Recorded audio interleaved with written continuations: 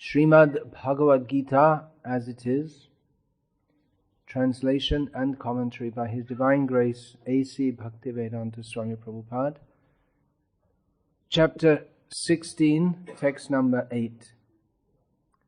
Those of you who can follow, please do so. In this chapter, Lord Krsna describes the divine and demoniac natures. This verse is a description of the demons, their idea of what this world is about. So they, Krishna says, they say, means the demons say, they say that this world is unreal, with no foundation, no God in control. They say it is produced of sex desire and has no cause other than lust. Purport: the demonic conclude that the world is phantasmagoria. There is no cause and effect, no controller, no purpose. Everything is unreal.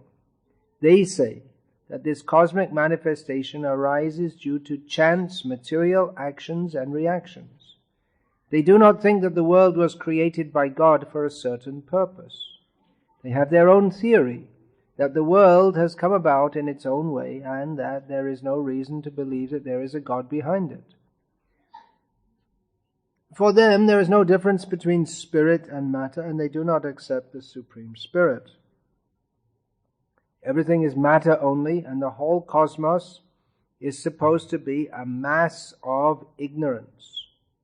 According to them, everything is void, and whatever manifestation exists is due to our ignorance in perception. They take it for granted that all manifestation of diversity is a display of ignorance. Just as in a dream we may create so many things which actually have no existence, so when we are awake we shall see that everything is simply a dream. But factually, although the demons say that life is a dream, they are very expert in enjoying this dream. And so, instead of acquiring knowledge, they become more and more implicated in their dreamland. They conclude that as a child is simply the result of sexual intercourse between man and woman, this world is born without any soul. For them, it is only a combination of matter that has produced the living entities, and there is no question of the existence of the soul. As many living creatures come out from perspiration and from a dead body without any cause, the whole living world has come out of the material combinations of the cosmic manifestation. Therefore, material nature is the cause of this manifestation, and there is no other cause. They do not believe in the words of Krishna in Bhagavad Gita. Maya dhakshena prakriti suyate sacharacharam. Under my direction, the whole material world is moving. In other words, among the demons, there is no perfect knowledge of the creation of the world. Every one of them has some particular theory of his own. According to them, one interpretation of the scriptures is as good as another, for they do not believe in a standard understanding of the scriptural injunction. This purport provides an excellent example of text from Srila Prabhupada that is misquotable. We have right here in Srila Prabhupada's own book, most important book, Bhagavad Gita as it is, most important in the sense that it's the book, the text he spoke on most and is distributed most, is the basic understanding. So Srila Prabhupada writes here, as many living creatures come out from perspiration and from a dead body without any cause, the whole living world has come out of the material combination of the cosmic manifestation. Therefore, material nature is the cause of this manifestation, and there is no other cause. There you are, it's a quote from Prabhupada's book.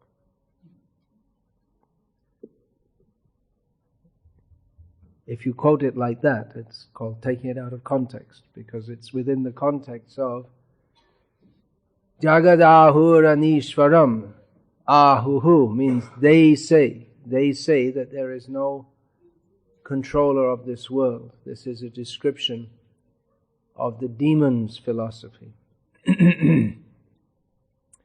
which, if we consider it, seems quite sustainable. If we examine this world, what do we see? We see everything here is temporary. Everyone is struggling to be happy. But where is the happiness? Simply trying to be happy in a futile manner. What is the happiness that Prahlad Maharaj says? Yan maithuna adhigriha medhi sukham hitucham. The happiness of materialistic people, beginning with sexual happiness, it is simply insignificant. Tucham. It almost sounds like you could spit the word out. It's meaningless, insignificant. For that little bit of happiness, one has to work so hard. The whole world is spinning on love, as the poets say. But those who are enlightened by spiritual knowledge, they see that what is called love is lust. The same tendency that the humans, in a very sophisticated manner, are chasing after, the animals are doing so in a not very sophisticated manner. This whole Dubai, Maha Swapna Nagari, big dreamland, it's simply a manifestation of human lust, sexual desire. Big buildings, big cars, hotels, showing we're better, it's nice. Everything nice, clean, perfect, and the ultimate enjoyment is sexual enjoyment. All the material enjoyment is simply an expansion of that. Big cities are built, big buildings, simply to impress others, to show I'm better than you. Let us live comfortably and enjoy ourselves. But for all that enjoyment, so much anxiety has to be accepted. And as Srila Prabhupada often pointed out, of course, we don't hear these things much nowadays, that for all the endeavor that one has to undertake. You didn't hear all that, what I said? Shall I say it all again? Hari Bol. Hari Hari. For all the endeavor that one has to undertake to get to the point of sexual happiness, it only lasts a few seconds. And then after that, you got all the responsibility that comes with it also. Unless you're an animal. Of course, animals, many of them don't accept responsibility. Some of them do. But animals, like a dog, they simply enjoy themselves, and then the unmarried mother has to look after all the little doglets or puppies. So humans who are like animals, they also breed like cats and dogs without any marriage ceremony, but people who are called civilized, they undergo marriage with all the attendant responsibilities. So there is happiness in this material world, but it is tucham, insignificant. That is, what is that? Maru bhumite vari bindusam. Sutamita ramani samaje. This Tartala Saikate, this song of Vidyapati. That in the burning desert, if you get a drop of water, burning hot desert, here, if you go out in the sand, you may get caught in the burning heat. and you're literally dying for water, and someone comes along with a little dropper and says, I have water for you. It's water. You can't do it. It's water. It's what you want. But it's simply insignificant. It's not enough to satisfy our need. So the material happiness is insignificant. It's always attended by much suffering. And it's meaningless. You see, someone struggles to be a big man in this world, or nowadays a big woman also. You can be leader of a country, leader of an army maybe, as a woman also. You can do anything. Same thing as a man. Women, they have their liberated position to become as big fools as the men are. As the role of the biggest fool has always gone to the men in human society. Now the women also want to be as big. So you can be a very big shot.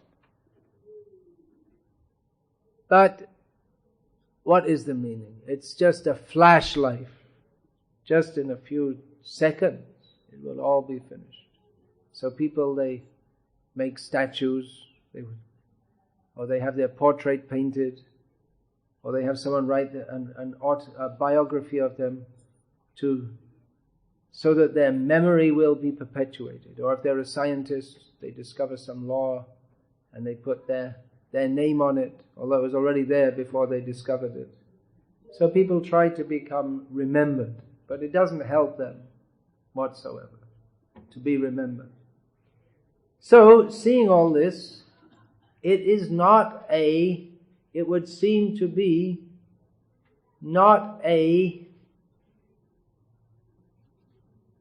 wrong theory that this world is meaningless. We may say, well, there's so much, you can see there's so much order. This is our standard argument, right, against people who's atheists. You say there's so much order in the world, well, there must be a God. But for the person who sees meaningless, the order in the world adds to the meaningless.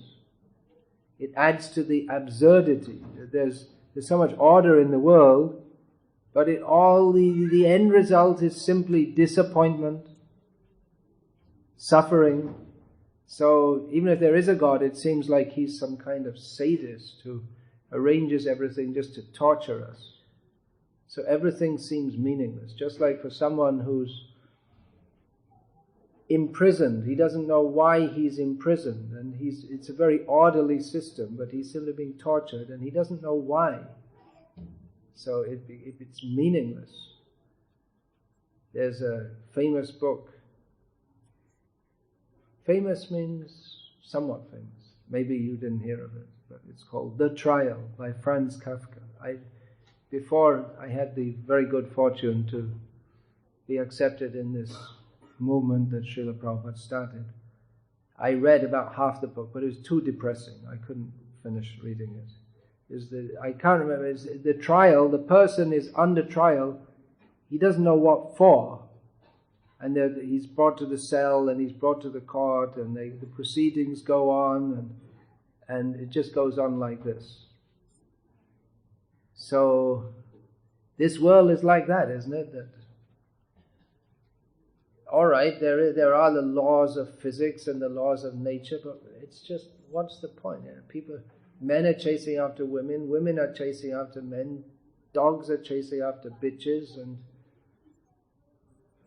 everything, as the Bible states, dust thou art, and unto dust thou shalt become. This body is just made of matter, formed from dust, and it will become that again. So everything seems meaningless. And they say, asatyam apratishtamte. There's no truth, there's no ultimate truth, there's no ultimate meaning, there's no ultimate basis.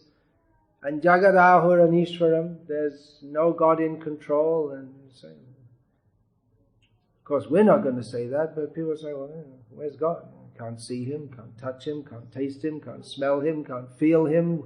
Where is the evidence? Where is the proof that there is God? You're all feeling depressed by now, hearing all of this. It's pretty depressing philosophy, isn't it?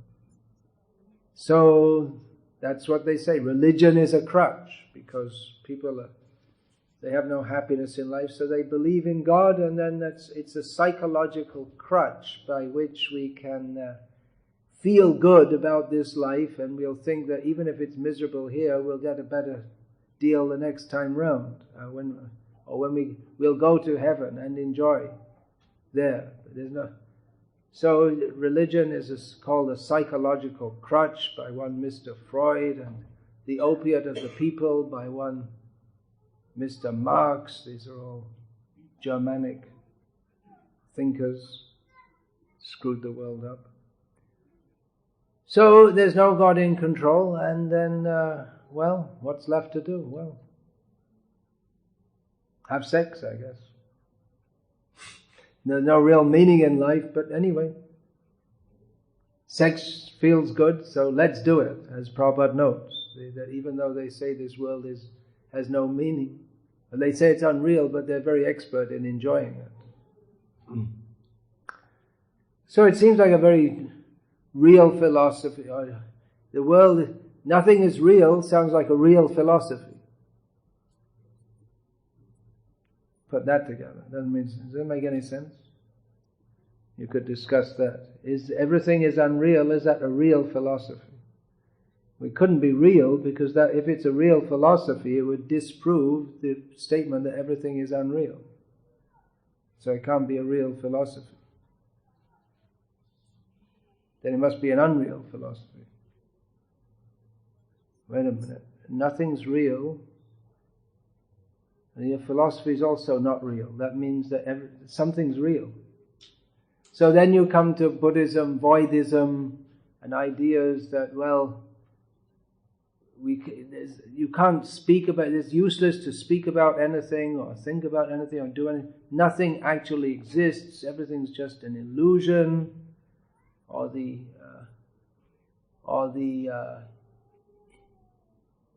Brahmavadis or Mayavadis, they say that, we should there is Satyam, but this Jagat is Mithya. Brahma Satyam Jagan Mithya. There is reality, but not this world. And that reality, they say, is without form. There's no perception, there's no personality. It's just bliss. Only bliss. There's no cause of that bliss. It's just bliss. There's no one to perceive the bliss because there's no people, but it's only bliss. So these are various philosophies which Krishna here describes as demoniac. What's wrong with these philosophies? I mean, it's kind of depressing, but it seems to make sense, doesn't it? Does it? I mean, everything's temporary, right? So what are we struggling for in this world? What is the happiness of this world? In fact, we find this throughout the Bhagavatam also, the same kind. There is, it would be a good philosophy, but there's just one thing wrong with it. That actually there is a person called Krishna. They missed Krishna. They missed everything. He is everything. He covers everything. Sarvam samapnoshi tatosi sarava. Arjuna says about Krishna. You cover everything. Maya tatamidam sarvam jagadavyaktam murtina amatstani sarvabhutani. Nachaham teshvavastitaha. Krishna covers everything, He's in everything, He's under everything, over everything, outside everything, inside everything. But nahang prakasha sarvasya yogamaya samavrita mudho yang na bhijanati. The rascals, they cannot know Krishna. They cannot see Krishna. He's covered by His yogamaya potency. So the philosophy of hopelessness or meaningless, it's true, if we don't know Krishna. Actually, everything is meaningless without Krishna. That is a fact. That is a fact. But with Krishna, everything is meaningful. If we don't see Krishna, then everything becomes meaningless. Or we may ascribe meaning to that which has no real meaning. Just like every time I come from India to Dubai or back, it's different Bollywood movies, but it's all more or less the same thing. It all ends up in a marriage, and then, whatever it is, this way or that way, it all ends up that they get married, and that's wonderful, and that's the meaning of life. You're in love, and then I guess they don't show afterwards, but I guess the idea is you're supposed to live happily ever after. So, you can ascribe meaning to that. We can try to love our wife and our children and our home and our country. And India won the World Cup cricket. I guess you all forgot about that by now. It was fun for 1 or 2 days, but then, you have to get back to life, right? You can't just go on celebrating forever. Still the prices of food is too high, and the politicians are corrupt, and doesn't really solve the problems. Any problems.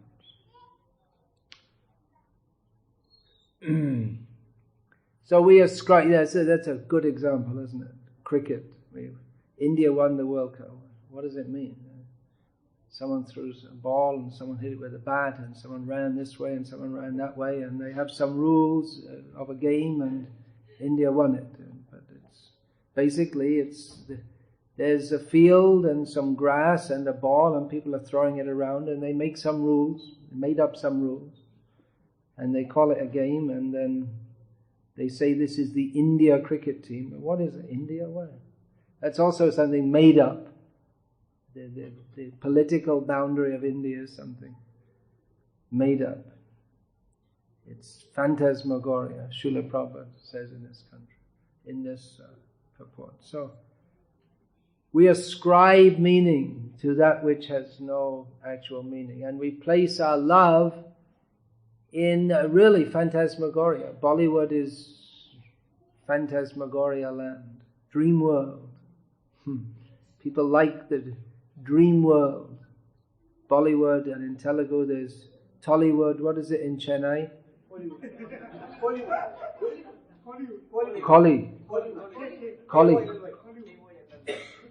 Kollywood. In Kerala, what is it?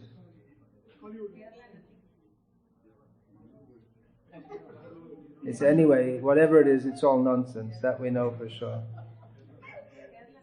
Huh? They don't have in Kerala. They're too proud to imitate something, is it? Anyway, it's all living in dreamland. That we placing. I will fall in love. I will find the perfect woman who is the perfect match for me. I will find my Radha, and then everything will be happy. But it's not. It's not. I mean, even if things do work out well, which is pretty much a Russian roulette in the modern age, gambling. But you have to suffer separation, and that separation is not the same as the Radha Krishna separation. That is not Ananda Chinmaya Rasa. That's just simply material suffering. Once in Bangladesh, we were in the house of one advocate, and then we heard later his wife died, and then he was just so heartbroken that he just stopped talking to anyone, and he just sat at home like a vegetable for about 3 months, and then he died. True love, but it didn't help them at all. Because the wrong object, they ascribe meaning to that which is actually not of any meaning. So some people see this and they say, this is all meaningless. What does it mean? Why be attached to all of this? When it simply, anyway, its meaning, it has no real meaning, and if you become attached, it simply causes suffering. But then there's the fact of Krishna. There is meaning, there is happiness, there is Krishna. So on one hand we have many statements in Shastra which both the devotees and the Mayavadis subscribe to equally, that this material world is miserable, but that it's ultimately meaningless. This is rejected by Krishna as a demoniac idea. Actually, this world is meaningless unless we see Krishna. But we've come to this world because we don't want to see Krishna. So we don't see Krishna. We have to see Krishna through the eye of Shastra. Otherwise, it is meaningless. Without Krishna, everything is meaningless. We have no meaning, no direction. With Krishna, then everything is perfect. Without Krishna, everything is meaningless. Bhaktivinoda Thakur prays, Ebe shuno Prabhu ami gati heen bhakati vinod koi. He says, now listen to me, Prabhu, my master. Ami gati heen. I have no direction, no purpose. Everything is meaningless. Bhaktivinoda says, Tava kripa bina shakali nirasha. Without your mercy, everything is hopeless. Deho more padashray. Give me the shelter of your lotus feet. So everything is meaningless, but with Krishna, everything is meaningful.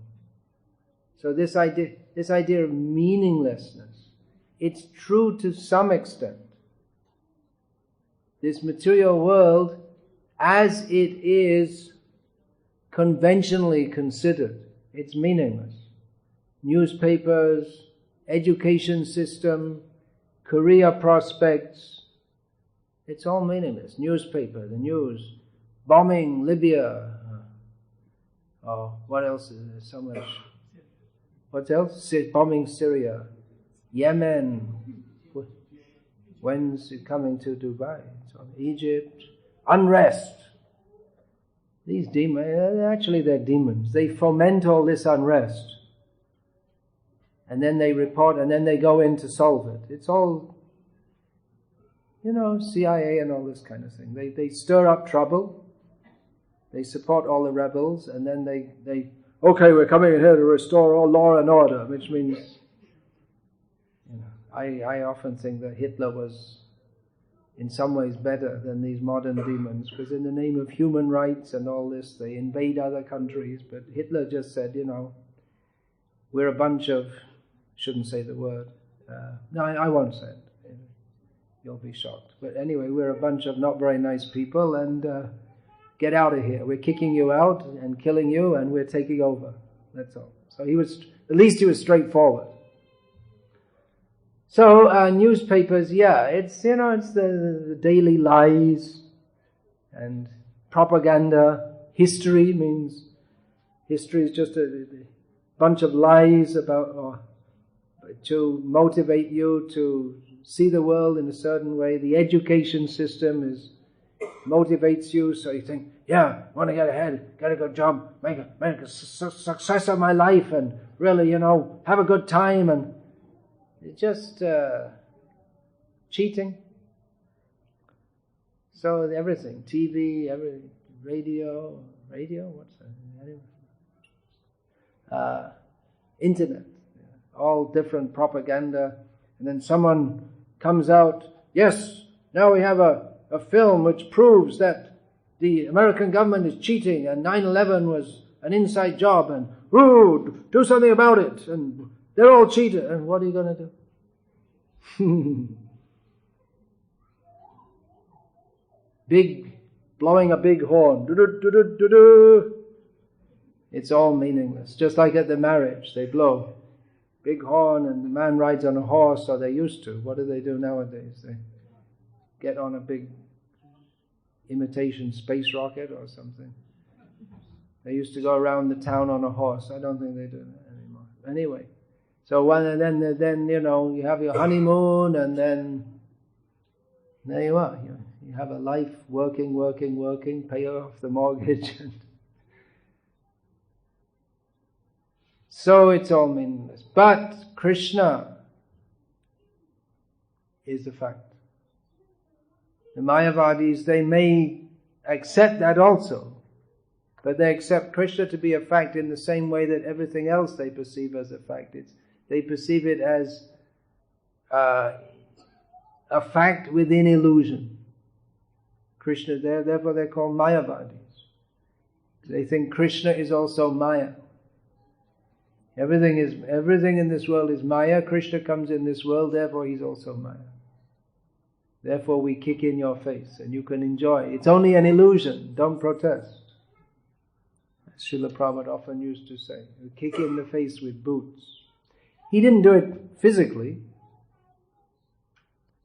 of course, but verbally, certainly he did.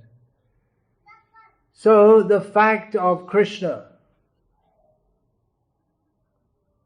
Now we may say, well, we didn't see, touch, smell, feel, taste or hear Krishna, so what is the evidence of his existence?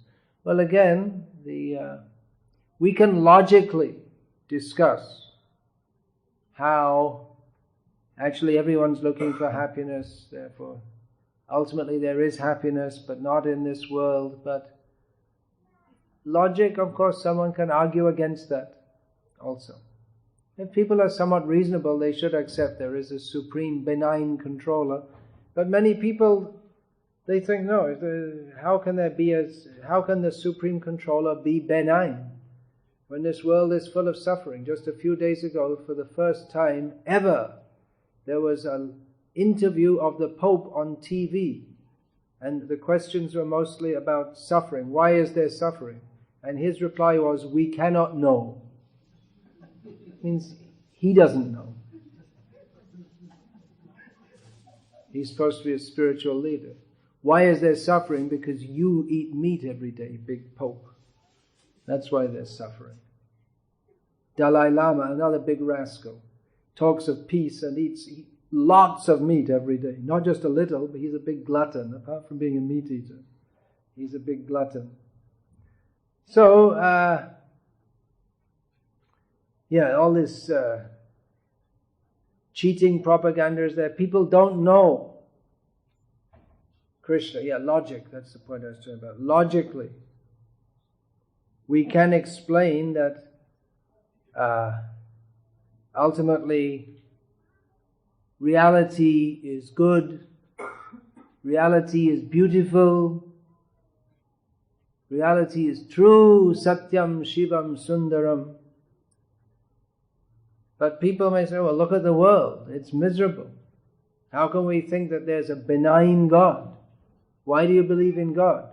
That's why there are some, in the Western countries, there are a fair number of people who call themselves Satanists. They worship Satan.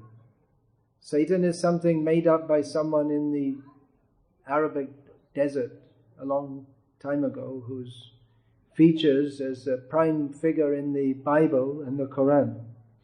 But we don't find any such person in Vedic culture. There are asuras, but not one devil. So the Satanists say, hey, we're worshipping Satan. He's the real boss. Even if there is a God, he lost control long ago. Satan's in charge. So better worship him. This world is full of violence and hatred, so better worship Satan. He's the boss. He's definitely doing better than God. God's out of the picture here. Goodness doesn't rule, evil rules, so better worship Satan. That's what they say. Difficult one to argue against if you don't know the actual fact. So, it seems reasonable to say, yeah, well, the world is bad. How can you say there's any God? This Ram Jegmalani, he said, that I used to believe in God. But when I went to the scene of the earthquake in Gujarat, then I stopped believing. I saw so much suffering. Because people think God means He should set everything up so we can enjoy ourselves in this world. So in Bhagavad Gita, Krishna explains, this question, why is there suffering? We cannot know. You see Bhagavad Gita, Purusha sukha dukhanam bhautritve hetu ruchate. We ourselves are the cause of our own happiness and distress. Ichha dvesha samuthena dvandva mohena bharata. Sarva bhutani samoham sargayanti parantava. We have come to this world because of perverted desire. And the opposite of love toward others. So man is the architect of his own destiny. We get what we desire. We're suffering in this world because we cause suffering to others. So we could say this is a reasonable philosophy by which we can establish the existence of God. Then others can go on arguing, but ultimately Praman is Shabda. The Vedas give knowledge of the supreme reality. Of course, the Mayavadis will interpret the Vedas to say that ultimately there is no... Mayavadis take Shastra also.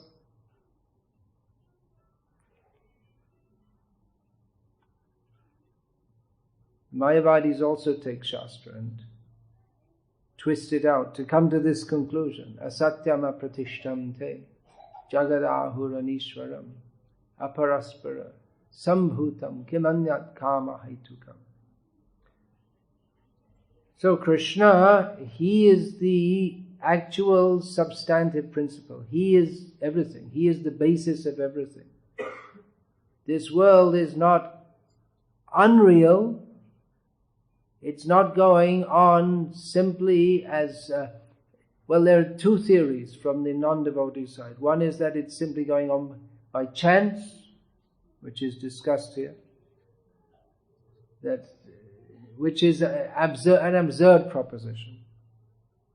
But that's what they say. Yeah, everything's absurd, so to say that everything happens by chance, well, that fits with the absurdity. So, but therefore, they a priori, they presume that everything is absurd.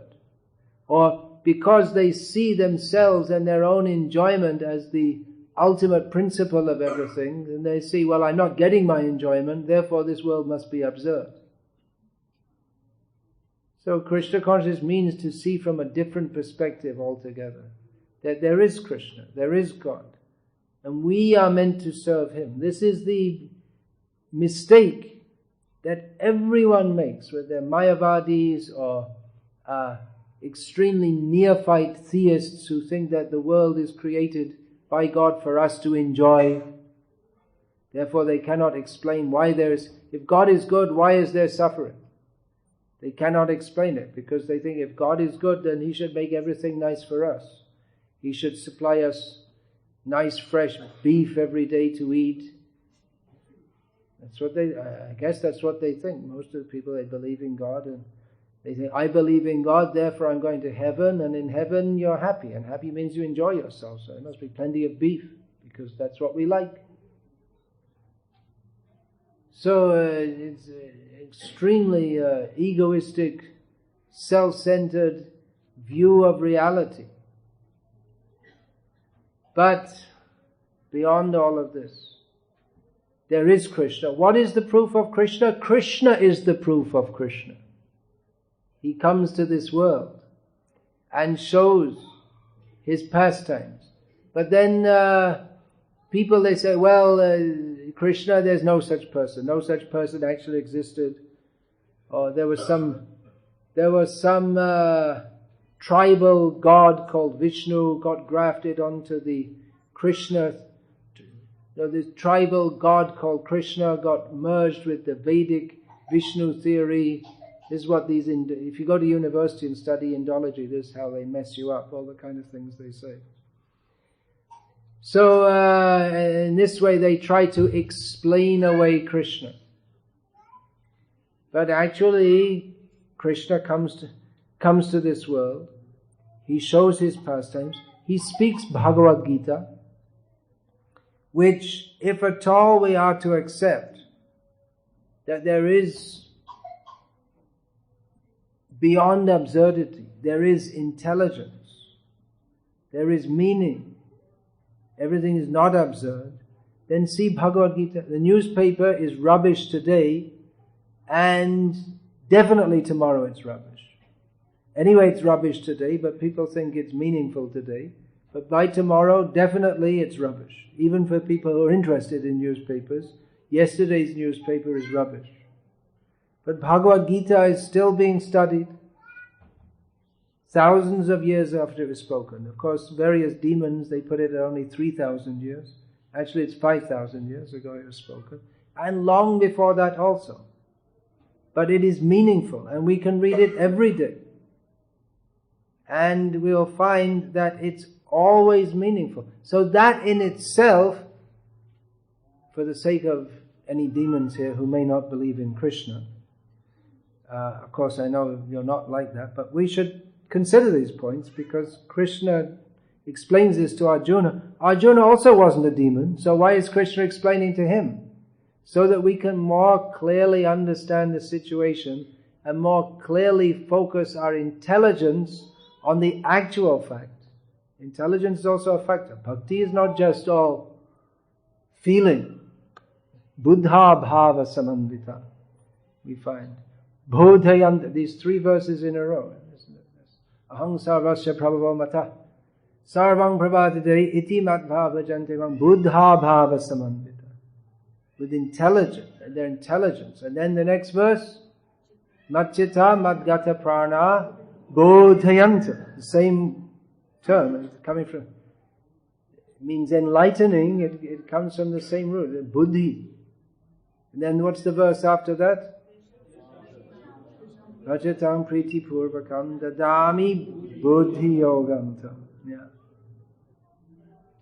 So, intelligence is also required. So Krishna, he's speaking to Arjuna about the demons. It's not that Arjuna is a demon, he's a devotee, but he also needs to understand very clearly what is the situation of the demons. Arjuna was being sentimental. He didn't want to kill demons. He's saying, they're my family members. Gurus, of course, Bhishma and Drona, they weren't demons, but they were fighting on the side of demons.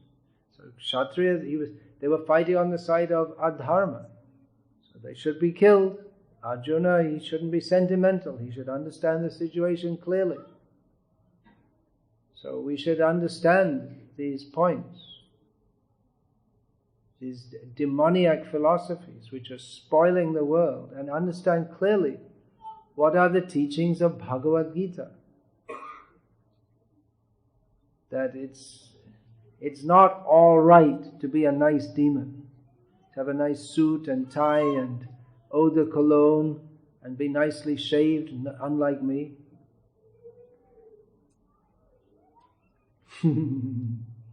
Nicely shaved and speak very politely and not accept Krishna as the Supreme Personality of Godhead.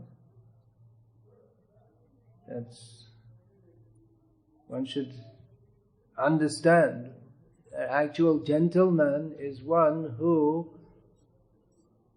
takes shelter of Krishna, who is a pure devotee of Krishna, who has no attraction for this material world, is only attracted to Krishna. So demons, they say everything is meaningless. But that in itself is it's a meaningless statement to say everything is meaningless. Because even if you say everything is meaningless, that very statement has a meaning, right? And you wouldn't say it if you didn't think that the person hearing it could understand the meaning. You say everything is meaningless. You don't say alamaratu. That's alamaratu is that means everything is meaningless in a language which I just made up. I'm just saying as a. You see, if I said it in some language, I only if I was to say that in say Chinese, I don't know any Chinese speaking people. Any Chinese speaking people here? No. So if I was to say that, for instance, in Mandarin Chinese, to you it would be meaningless because you can't understand it. But if I say it in a language you can understand, I say it because I am confident that you can understand it. So even to say everything is meaningless, and then you discuss about it, well, even if you discuss about it, that means that there's meaning to the words. It's accepted that the other person understands what you're saying. That's why these people are crazy. Because they're talking nonsense. And actually, if they do just go crazy, which is likely to happen, if you just go round and round philosophizing in your mind, you'll never come to any conclusion and you just go crazy, actually. Or you come up with crazy ideas. What goes on in the name of philosophy is mostly the ranting of madmen, often under the influence of some intoxication. So it is better to take knowledge from Krishna, who is the meaning. Without Krishna, everything is meaningless. But actually we can't be without Krishna. We cannot be, but we can imagine ourselves to be without Krishna. And with Krishna, everything is all talking, tasting, laughing, having friends, eating, everything becomes fully meaningful. We can't see Krishna. Well, we can see Krishna. People say we can't see God. Yeah, we can see God. Can't see, touch, smell, taste, feel, hear. Yeah, everything. Krishna can be seen, touched, smelled, tasted, felt, everything. But it requires a little faith to go beyond the platform of simply relying on our own senses to understand everything. Sensual platform is a very low platform. Indriyani purani ahur indriyebhya parang manasastu parabhuddha yo buddhe paratastusa. The sensual platform is the lowest platform. The animals are on that platform.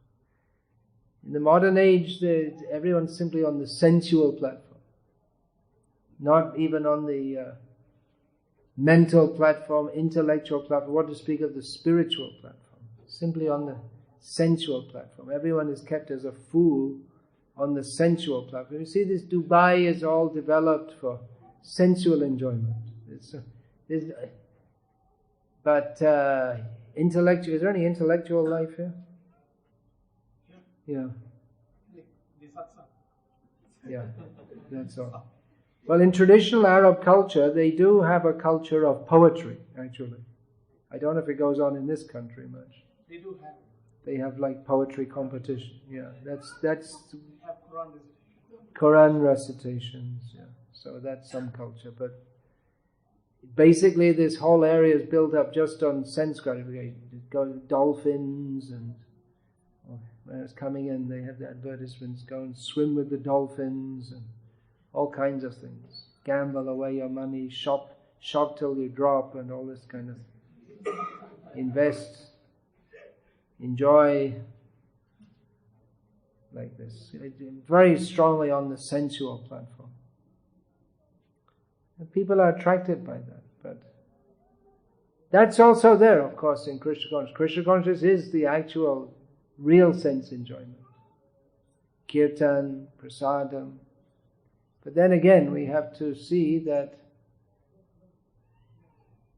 we don't get carried away on the sensual platform. If we think this is for my enjoyment, yeah, I like that kirtan, that was a good kirtan, but does Krishna like it? We have to see. Anyway, there are so many discussions, but Krishna is meaningful. We should understand how Krishna is the only meaning. Everything else, it's shakali nirasha. It's all simply hopeless. Everything is hopeless without Krishna. What these people say is true in that sense. Your career, your home, your family, your friends, your country, you're winning the World Cup cricket, everything is meaningless. Everything is meaningless. That's true. But with Krishna, then everything becomes meaningful. Of course, with Krishna there is no World Cup cricket anyway. You don't waste your time with all that kind of thing. But family, friends, everything, that can be in Krishna consciousness. But in Krishna consciousness,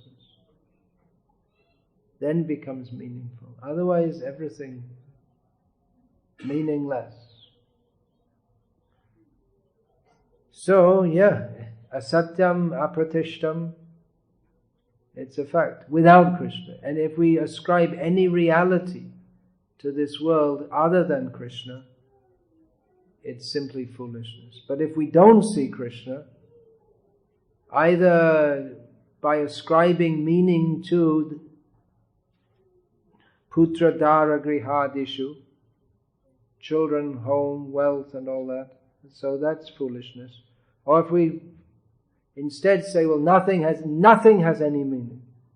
There's no meaning whatsoever. That's another kind of foolishness. So Krishna here is pointing out these different kinds of, not only foolishness, but also rascaldom. As we know, Srila Prabhupada, he often used these two words together, fools and rascals.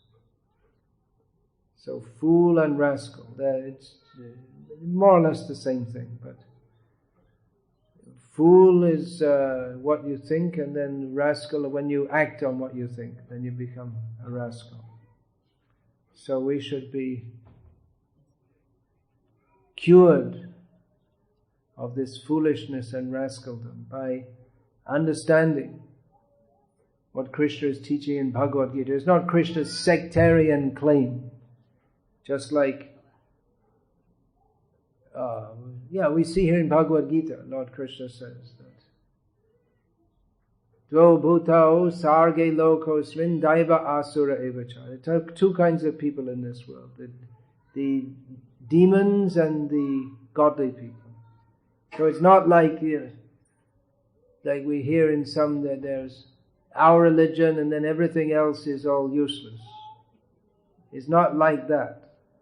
They're simply condemning others because they don't believe what you believe. But all these points should be understood philosophically.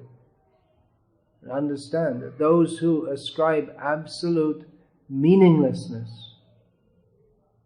that may sound very philosophical and very intellectual, but it springs ultimately from a desire to enjoy this world. It's not different in that sense from that of the gross hedonists who simply want to enjoy the world to the full extent. I remember this still, the first time I remembered, I read a statement in one of Srila Prabhupada's purports in the Adi Leela of Chaitanya Charitamrita, 7th chapter. Srila Prabhupada wrote that factually, this section talks about the Mayavadis and the Buddhists. So Prabhupada wrote that factually both the Kashi Mayavadis and the Sarnath Buddhists are gross materialists. And I thought, well, that's very strange because they're spiritual people. At least they don't seem to be gross materialists. They deliberately try to be detached from this world. But what it comes down to ultimately is that they become, the result of their philosophy is gross materialism, because kim anyat kama haitukam. There's no meaning in this world, there's no direction, there's no God. If you believe that, but you're still left with your senses.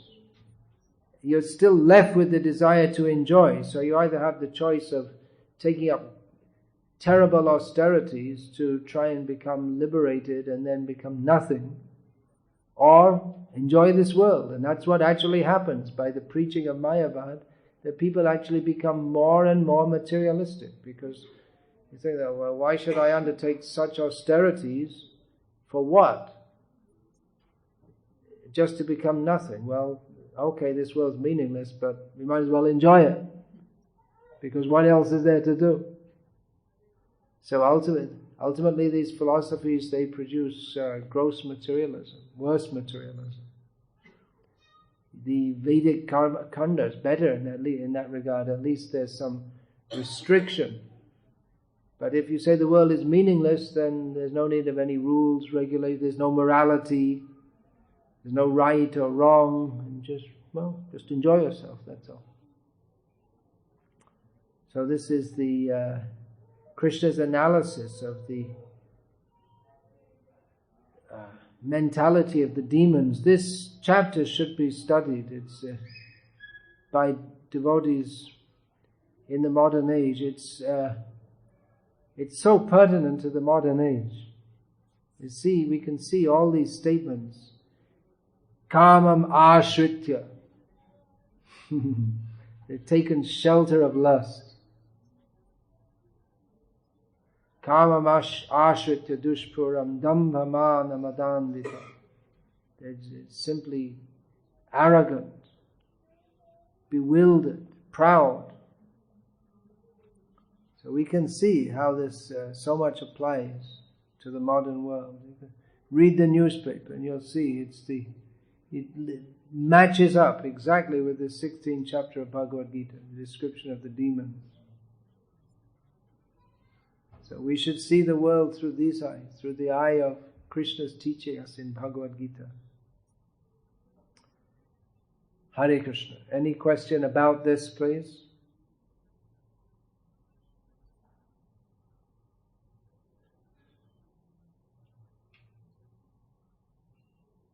No question. Alright, so we should finish. We'll have a few minutes kirtan. You have time for that? Alright. So, let's see. As it sets up, in a few minutes you'll be able to tell us just what are the main events that have happened. Main events that have happened? In the last month, what preaching programs have you been in? What preaching programs have I been in? Oh, I've been very busy preaching, sitting on a farm for the last month. Just coming in at the weekend for doing programs, but writing and writing and writing. Busy preaching. I really have to stop traveling. I should just sit and write. I've got so much work to do in writing. Maybe I can show you some of it. It's just if I sit and so many things are coming by Krishna's grace. So, but I can't keep up with it all. So I should stop traveling and sit and write. And by Krishna's grace, some meaningful books should come out. I'm not writing this Alan Watts kinds of books. Alan Watts was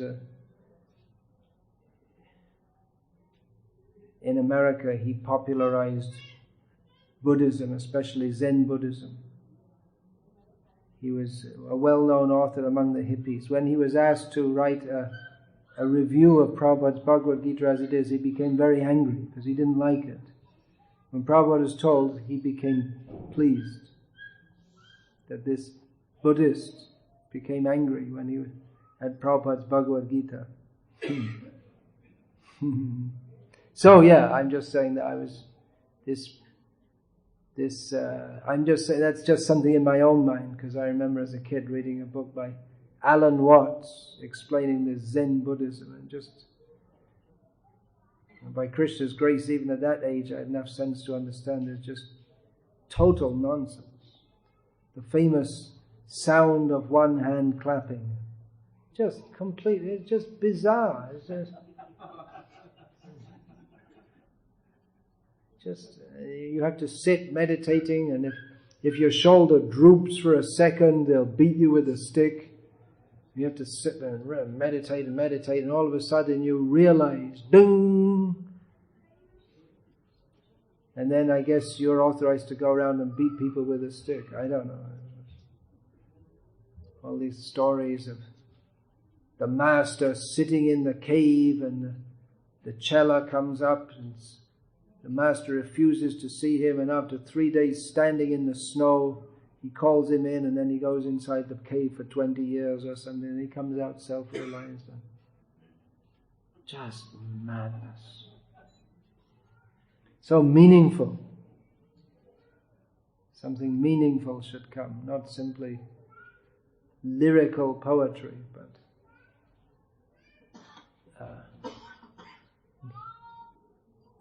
what we should all try to make some meaningful contribution to the Sankirtan movement. Meaningful, or has another meaning, significant. Do something meaningful. Not pie in the sky or castles in the air. Do something meaningful for Krishna. So what I've been doing for the last month is mostly sitting and writing. Doesn't sound very exciting, but I'm fired up. I'm into it. What is the topic you have? Not any one topic. Discursive. Mostly Bhagavad Gita, but not systematic.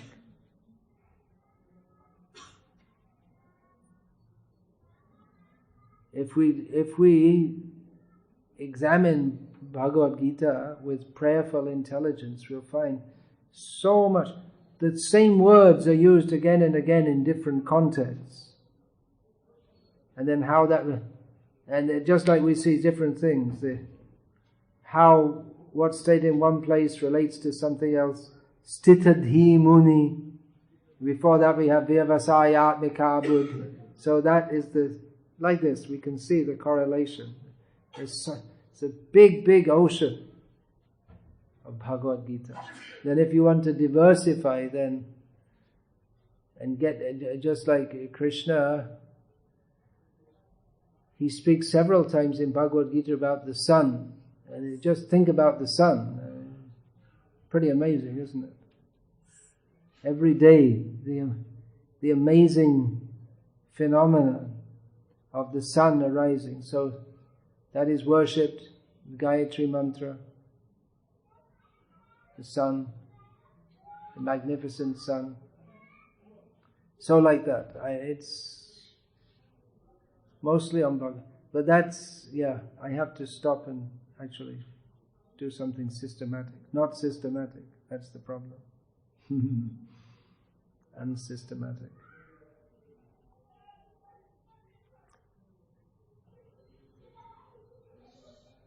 But it seems also that Shastra is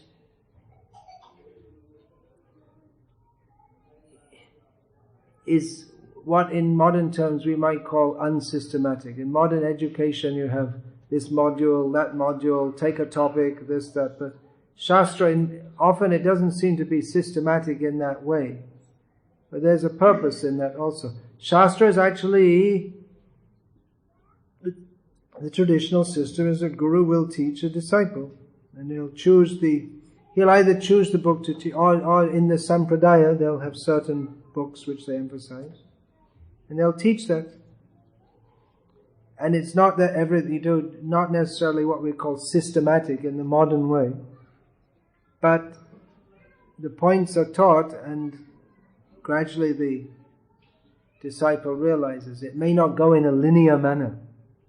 The education, it's not exactly knowledge acquisition as we think of it in the modern terms, but it's more awakening our consciousness of who we are in relationship to Krishna, and negating the misunderstanding of our having any relation to anyone or anything outside of a relationship with Krishna. So it's more works on the ego than on the intelligence. Definitely intelligence is there, but not.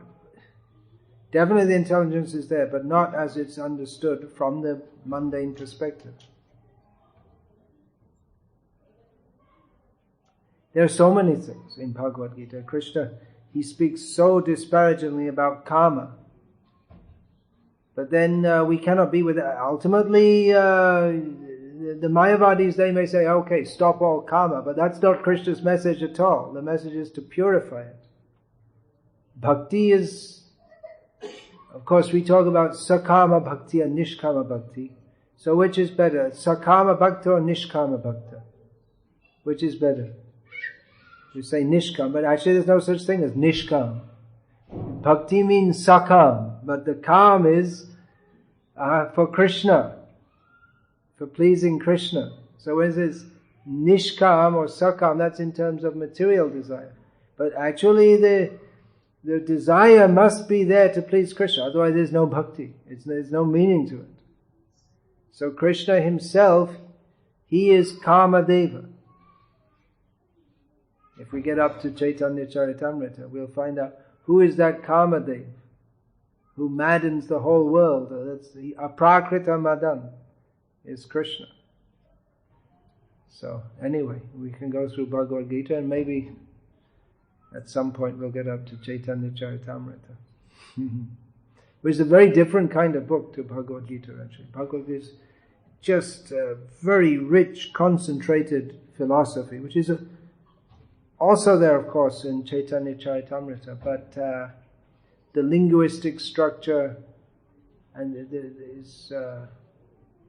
is quite different. Definitely, there's a lot of philosophy in there, but it's presented in a very different style. I have to think about it a bit and pray for some intelligence to explain that more clearly. But it's definitely a very different kind of presentation, much bigger, and in story form, like this.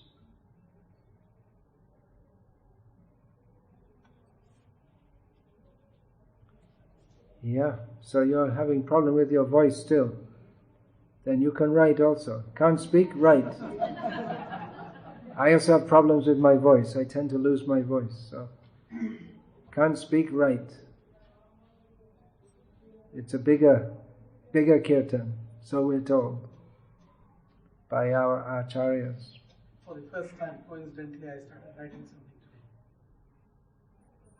That's good. You should write. After so many years of studying Shastra and speaking on Shastra, there should be some solid realization. There should be something. So that can be, for our own clarification, also writing helps to clarify that, because in speaking, it may be all over the place. It may not be very ordered. The thoughts may come this way, and even the language structure is not very systematic, but in writing, it should be quite systematic and quite clear. One feature of Bhaktisiddhanta Saraswati Thakur's writings, people find it's very difficult to understand. That's true in one sense. But another thing, his style around speaking, especially in Bengali, that his writing is such that it's practically impossible to misinterpret the way his language is structured. It's very sharp and very clear. I'm told that's also a feature of Madhva, although he wrote in such sutras that no one could understand it, but then it was fluffed out later by the Jayatirtha, Vyasatirtha, Tikacharyas. So, yeah, it should be philosophical, as Prabhupada was philosophical. Prabhupada was always talking philosophy, day and night, literally. Generally people remember how he smiled and this and that, but of course it's not that he didn't smile, but he was talking philosophy. He was a guru. Guru means who teaches. So that's what he was doing. He wrote books, he lectured, when he met with people, he discussed philosophy of Bhagavad Gita. So we're going to have kirtan. I went on with another kind of kirtan. That's also kirtan. The 9 processes of devotional service which are exemplified by 9 devotees. So kirtan is exemplified by Asaki. That's exactly the name given in the verse by Rupa Goswami, Shukadev Goswami. Right? By speaking Bhagavatam, Kirtan. You can also study Bhakti Rasamrita Sindhu. That's stated in the